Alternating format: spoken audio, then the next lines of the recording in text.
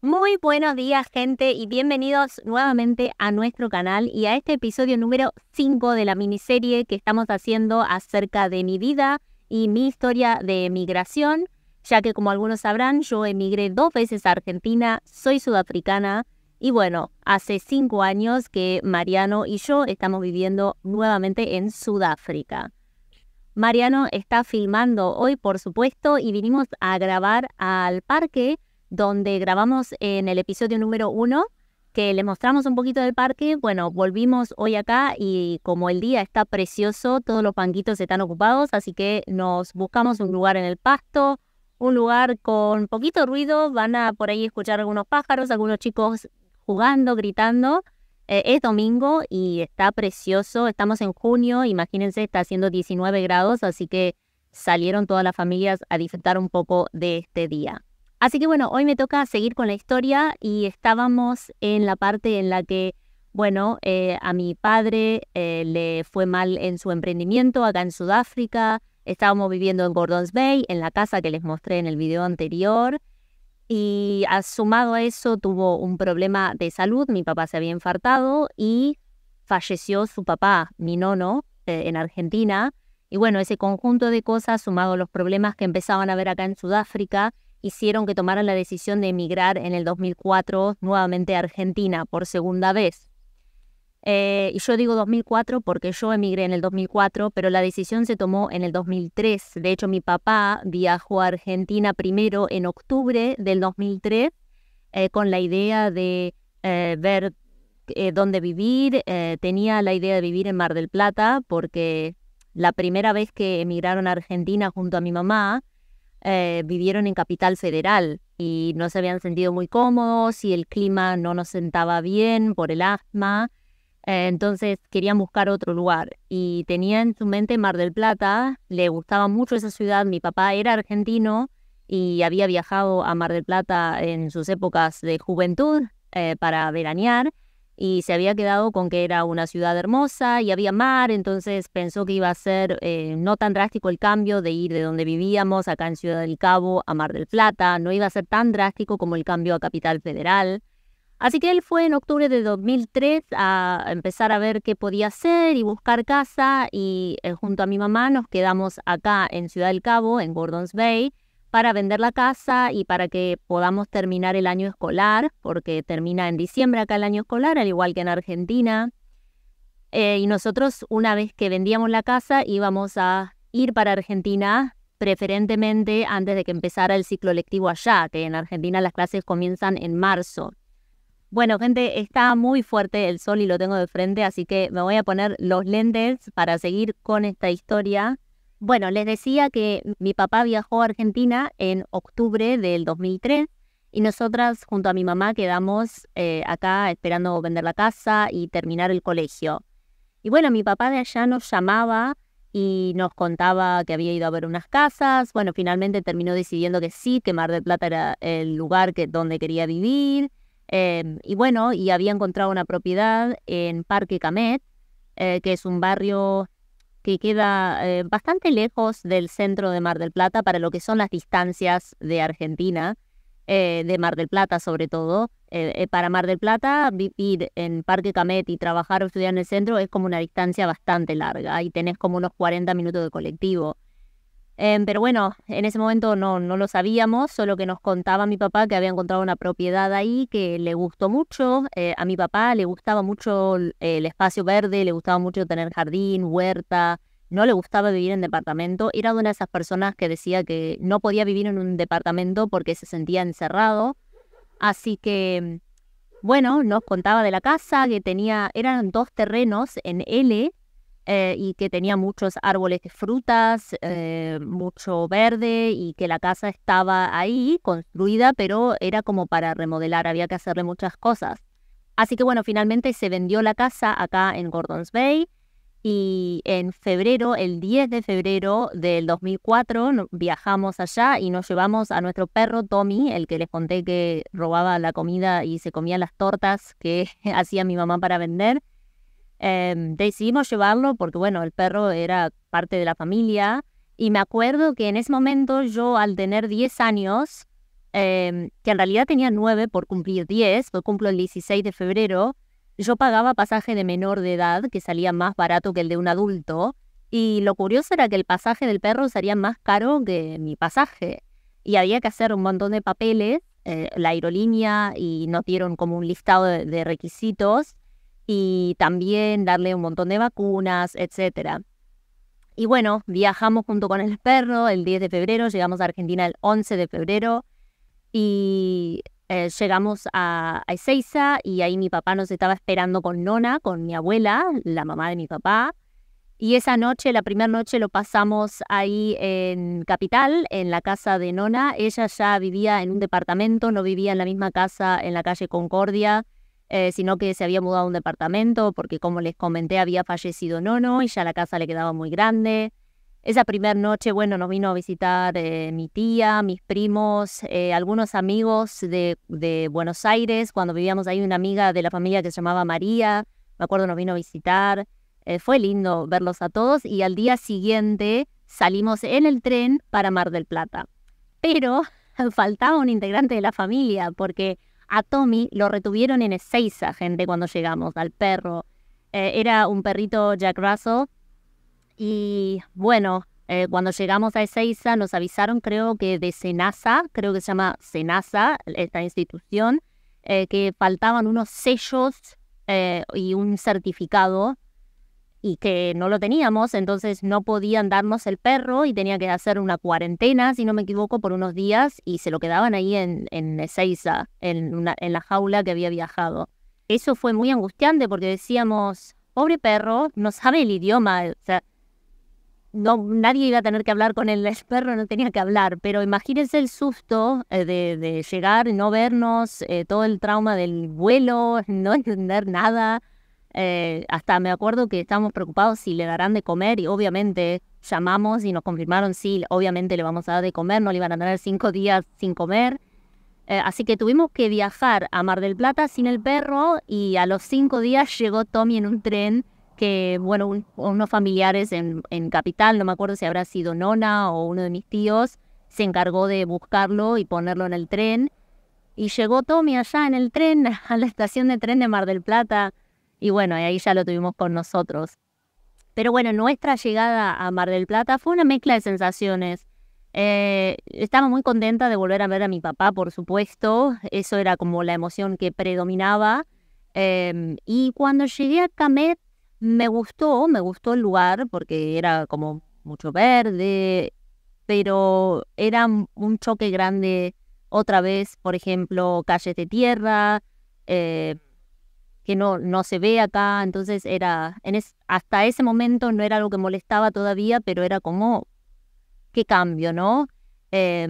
Y bueno, lo visual era muy diferente. Llegar a la estación de tren en Mar del Plata, que queda cerca de la calle San Juan, si se ubican más o menos en Mar del Plata, no era una zona muy, muy linda o muy segura en esa época, y llegamos y fue otra vez como un choque, como un impacto visual diferente al que estábamos acostumbrados acá, pero bueno, nosotros ya habíamos conocido Argentina y sabíamos que es muy diferente, pero no te deja de impactar esos cambios.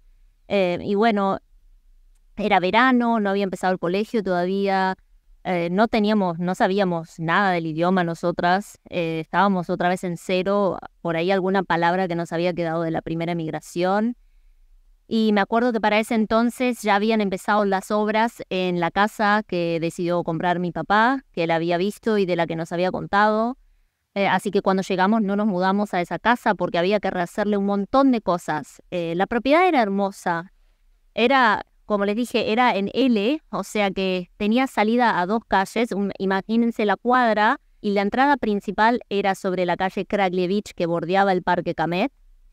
Y iba todo para atrás y doblaba en L, o sea que en la esquina de esa cuadra había un terreno que no era nuestro, pero sí el lote que iba sobre Kraglevich y otro que salía para el costado. Era inmenso, había el lote de adelante era bastante limpio, digamos, de árboles, era solo pasto y alguno que otro árbol de cerezas. La casa de frente, pero todo el lote de costado que salía a la otra cuadra estaba llena de árboles de higos, había un laurel enorme, árbol de manzana, de cerezas, de ciruelas. Era como un bosque entrar a ese lado del lote. Me fascinó.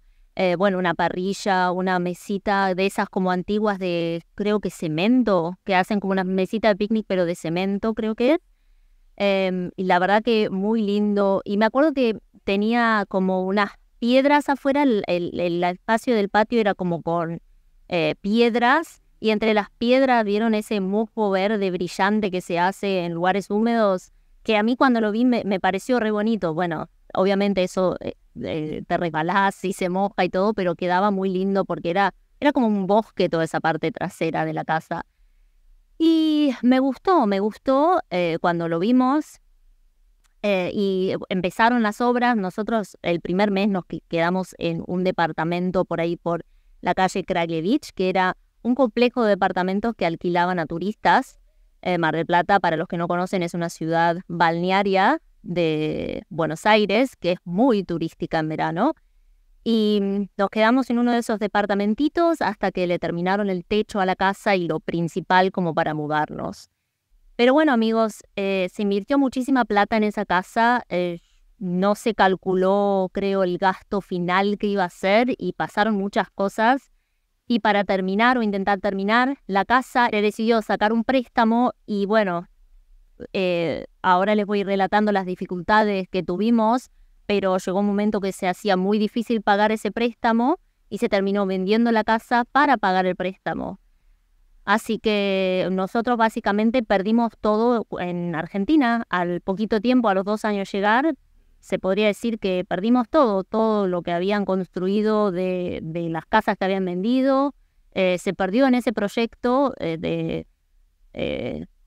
una cosa tras otra que salía mal, problemas de la casa, cosas que faltaban y cosas improvisadas. Por ejemplo, había que volver a conectarle la luz. Había estado años sin luz esa casa y entonces había que volver a hacer instalaciones.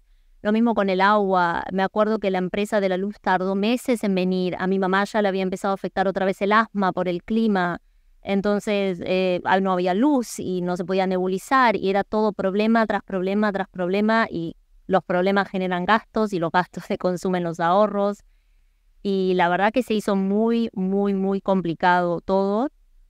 Así que bueno, finalmente se terminó vendiendo esa casa, pagando el crédito, y con lo que sobró después de pagar el crédito, porque la casa quedó sin terminar, entonces se terminó vendiendo inclusive a lo mismo que se compró, y ahí ya otra vez es perder plata. Y con lo que sobró después de pagar el préstamo, decidieron invertir un poco en un emprendimiento y pagar un año de alquiler en un departamento en el centro, para como tener un año de un poco de paz y estabilidad en un lugar y ver qué hacíamos de ahí. Bueno, y cuando llegamos a Argentina, el primer colegio al que fui fue un colegio privado, el Peralta Ramos. Ahí estuve un año. Recordarán que les conté que yo egresé del jardín en Buenos Aires, pero cuando llegué a Sudáfrica tuve que repetir el último año de jardín porque acá en Sudáfrica se empieza la escuela con 7 años de edad. Entonces yo hice hasta 3er grado en Sudáfrica, en Gordons Bay. Cuando llegué a Argentina tenía que pasar a 4º grado, pero tenía edad para estar en 5º.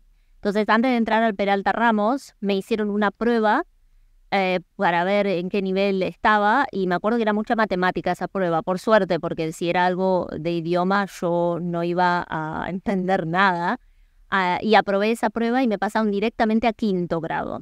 Así que ahí recuperé el año del jardín, gente, que en mi cabeza, según que yo había creído perder un año de escuela, haber hecho un año de más, bueno, ahí lo recuperé. Así que pasé de 3º a 5º. Primero me puse contenta, pero el choque fue muy grande porque acá en el 3er grado todavía escribíamos con lápiz. Recién habíamos empezado a escribir en cursiva. Llegar allá al Peralta Ramos en 5º año, que ya escribían en cursiva y con lapicera, me acuerdo que era la lapicera como a pluma, con tinta, no de esas que se mojaban en un tintero, pero tenía como una punta de pluma y cargabas un cartucho.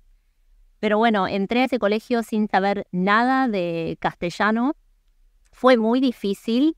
Yo había llegado en febrero y primeros días de marzo se empezaba la escuela, no llegué a aprender, no teníamos un círculo social donde aprender el idioma, pero bueno, tuve profesores que la verdad me saco el sombrero, fueron y de inmensa ayuda y contención. Por ejemplo, tuve una profesora de ciencias que se llama Silvina, que ella era un soporte fundamental, se sentaba conmigo, me preguntaba si necesitaba ayuda. Me acuerdo en mi primer prueba de ciencias naturales, le decían, me sacó un 4 porque había estudiado todo de memoria, gente. Yo era del sistema solar y me acuerdo que me senté a estudiar de memoria los párrafos. Entonces, en esa prueba, yo relacionaba el texto, la pregunta en la prueba, con lo que había leído en un párrafo, algunas palabras que coincidían, y escribía ese párrafo, todo aprendido de memoria. Y me sacó un 4 y me acuerdo que me llamó y me felicitó por el 4. Para mí era gravísimo porque yo venía de sacarme todo 10 acá. Soy una persona muy autoexigente. Fui muy autoexigente en la escuela.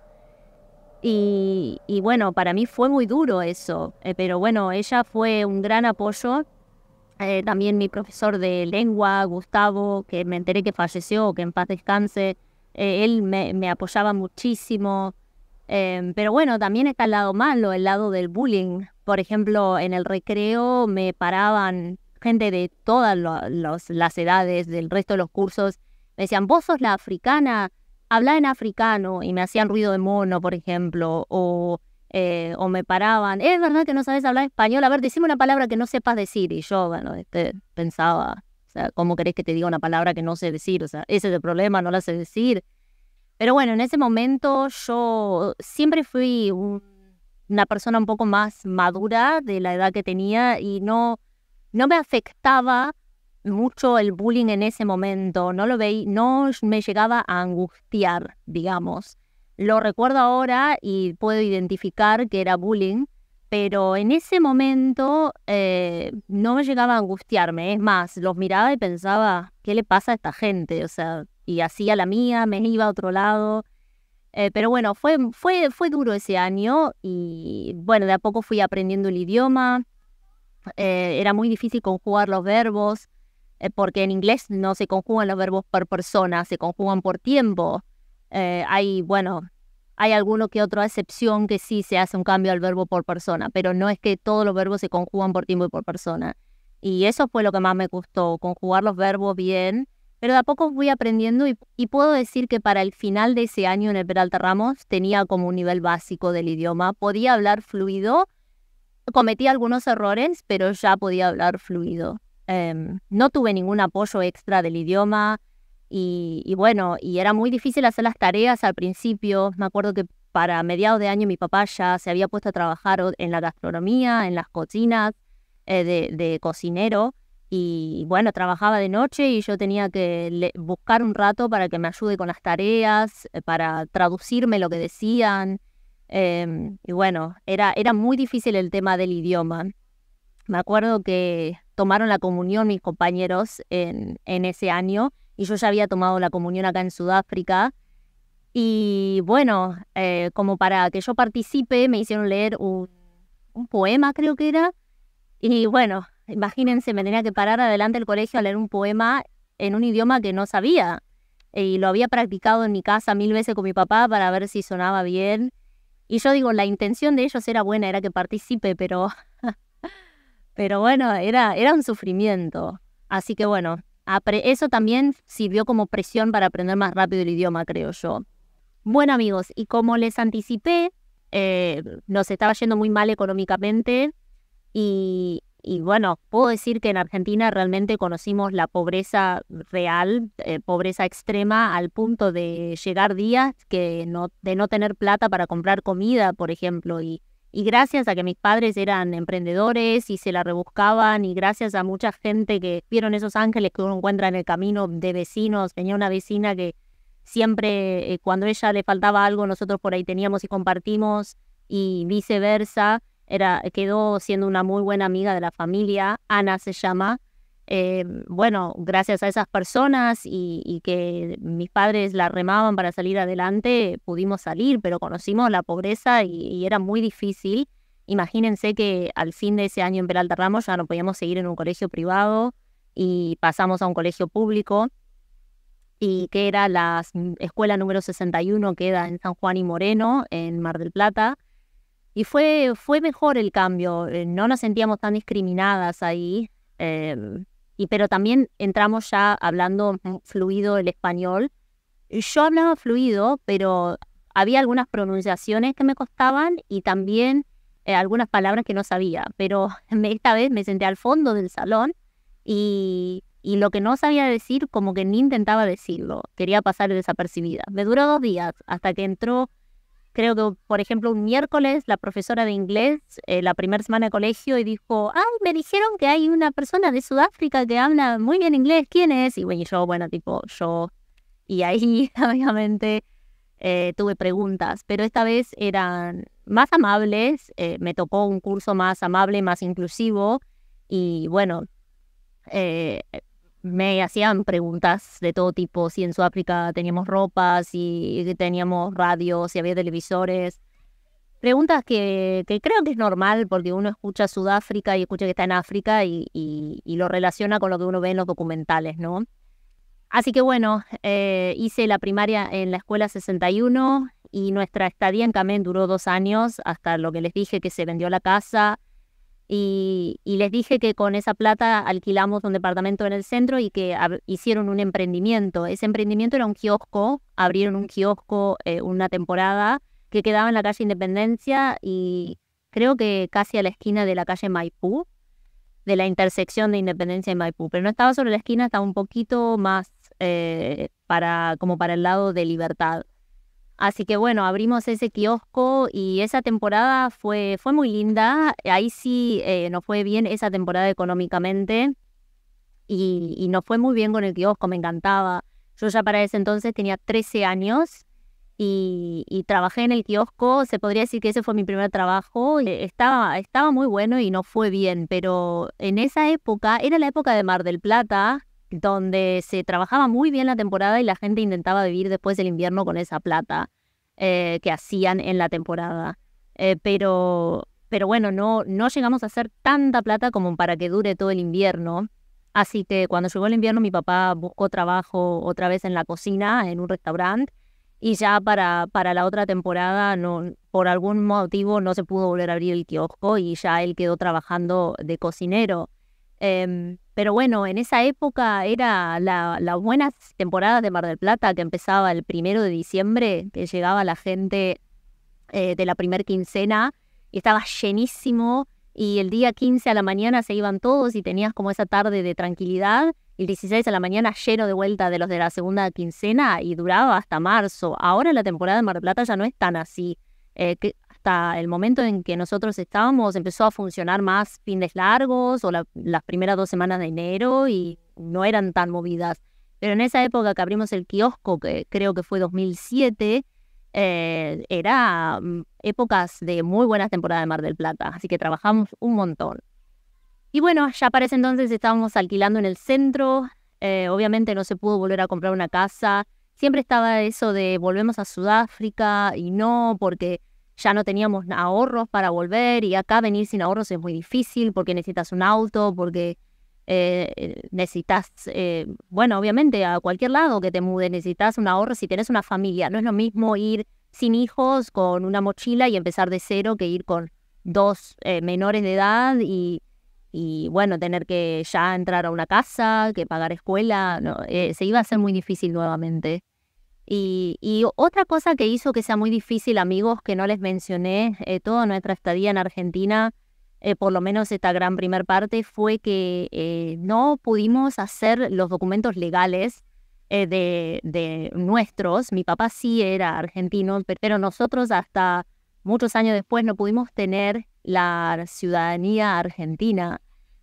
Cuando llegamos intentamos hacerlo, fuimos a migraciones y los requisitos que nos pedían eran bastantes cosas nos pedían para presentar, bastantes papeles. Tengo entendido que si sos del Mercosur es mucho más fácil y de hecho sale más barato, pero para personas que son de países fuera del Mercosur es mucho más complicado y siempre faltaba un papel. Y los primeros 2 años lo intentábamos hacer y pedíamos los papeles a Sudáfrica. Y bueno, y Sudáfrica también tiene sus problemas que se demoran en todo, en lo que es el sector público.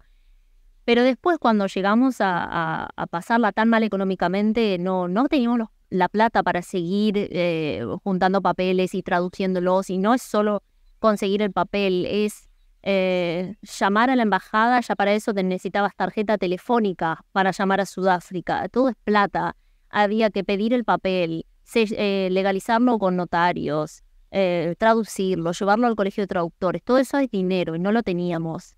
Y bueno, y eso hacía que todo sea más complicado, porque al no tener papeles, nosotras, todo era un problema extra. Ir al hospital era un problema extra. El boleto estudiantil, por ejemplo, que podría haber ayudado mucho, era otro problema, porque al no tener DNI no podés acceder a esos beneficios. Y bueno, y así fue pasando el tiempo, intentando estabilizarnos, intentando remontar la situación.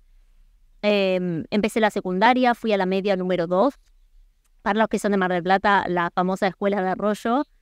Tuve al doctor Arroyo de profesor, fue mi profesor de historia en el primer año de esa escuela. Y la verdad que sé que hay gente que tiene diferentes opiniones, pero yo lo amo al doctor Arroyo y que en paz descanse, sé que falleció hace poco y tengo los mejores recuerdos y me enseñó muchas cosas y tengo muchos buenos recuerdos de todo lo que nos enseñó y muchas frases que sigo usando hoy día que nos enseñó él. Por ejemplo, no hay derechos sin obligaciones. Eso es una frase que uso siempre y que hasta la traduzco acá en inglés cuando hablo con gente. Y bueno, y me quedó mucho de él. Y fui a esa escuela y en el año 2011 yo egresé en esa escuela y ya para ese entonces parecía que iba a mejorar la situación, porque para finales de 2010 mi papá consiguió un trabajo donde le pagaban bastante bien, también en la gastronomía, y parecía que todo iba a mejorar y otra vez empezamos a hablar de hacer los papeles porque bueno, yo iba a egresar y sin el DNI no podía tener el analítico, por ejemplo, no podía anotarme en la universidad, no iba a poder conseguir trabajo en blanco. Y bueno, además es importante, queríamos ya legalizar nuestras situaciones. Pero bueno, amigos, ya hablé muchísimo, así que voy a dividir este episodio en 2 partes. Esto lo que le conté va a ser la primera parte y la otra parte la van a ver en el siguiente episodio porque si no se va a extender muchísimo. No sé ni cuánto tiempo llevo hablando, pero sé que es mucho. Así que en la siguiente parte les termino de contar la historia en la que creíamos que todo iba mejorando, pero fue una catástrofe, así que lo voy a dejar para el siguiente episodio y les termino de contar la historia hasta el presente que llegamos ahora a estar acá en Sudáfrica. Muchísimas gracias a todos los que nos estuvieron acompañando y dejándonos mensajes, nos encanta leernos. Por favor, déjenos en los comentarios qué les parece la historia, si les gustó o si tienen alguna pregunta. Si les gustó este video, por favor pónganle un me gusta y no olviden de suscribirse a nuestro canal. Es totalmente gratuito y nos ayuda muchísimo a seguir creciendo. Desde acá, desde Ciudad del Cabo, les dejamos un gran saludo y nos vemos en el próximo episodio.